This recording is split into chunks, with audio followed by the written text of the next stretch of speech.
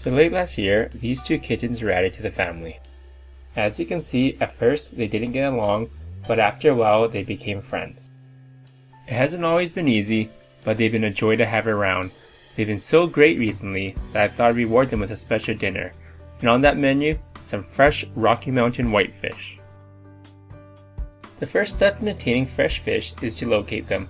Lucky for me, Rocky Mountain whitefish are quite plentiful, so I didn't have to travel far.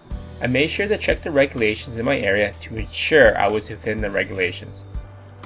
After locating the fish, the next obvious step is to catch them, and of course this is the more difficult part. Whitefish like to sit in faster water, so when the water temperatures rise, you can find them sitting in the current after riffles. The best method to catch them with is nymphing. Because of the faster water, they are sitting at the bottom, so you will need to get your flies deep.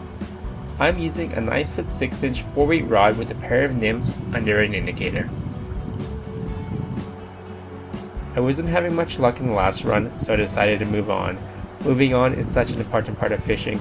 If you're not catching fish within the first 15 minutes, you're probably not going to catch a fish, and it's best to try your luck in the next run. And finally, a fish. Another important lesson is to always be ready to change. Fishing situations constantly change, and so must we. Before catching this fish, I was having a really tough time getting a clean drift because of all the conflicting currents. I decided to remove the indicator and high stick over the turbulent water, and it worked out.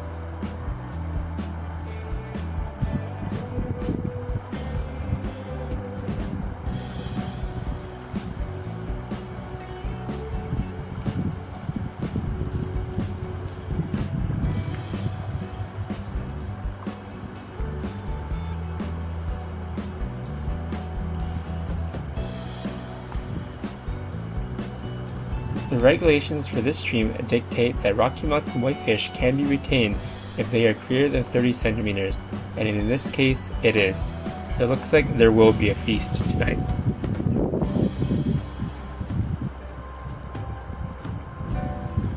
And because I've decided to retain this fish, I need to kill the fish in the most humane way as possible. Here to help me is a piece of a broken hockey stick. I highly recommend Bauer sticks when you need to give a good slash.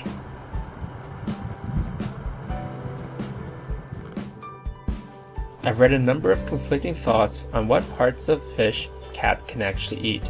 Because I don't want to take any chances, I've decided to descale the fish and debone the fish before serving.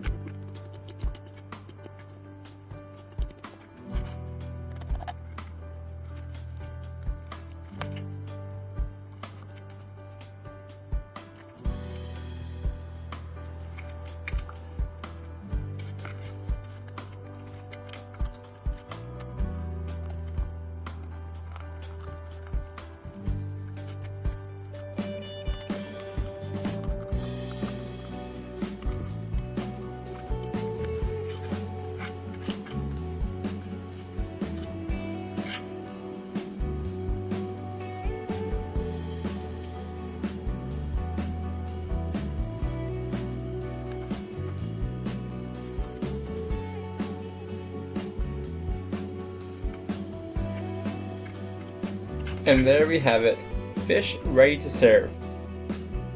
So here are the cats before dinner. They definitely know something is different.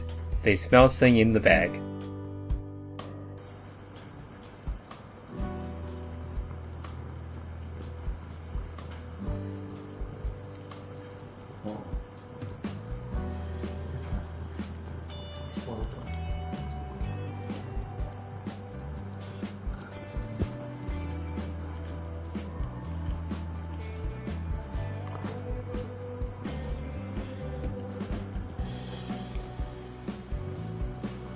The cats were definitely interested in the fish, but were only licking it.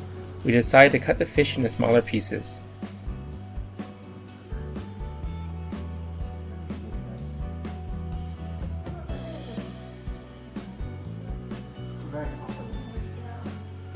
Just take a bite.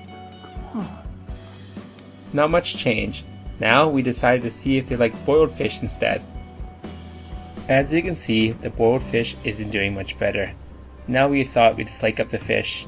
Maybe they aren't used to the presentation. So after all that preparation, we finally got one of them to eat, and it seems she's really enjoying it.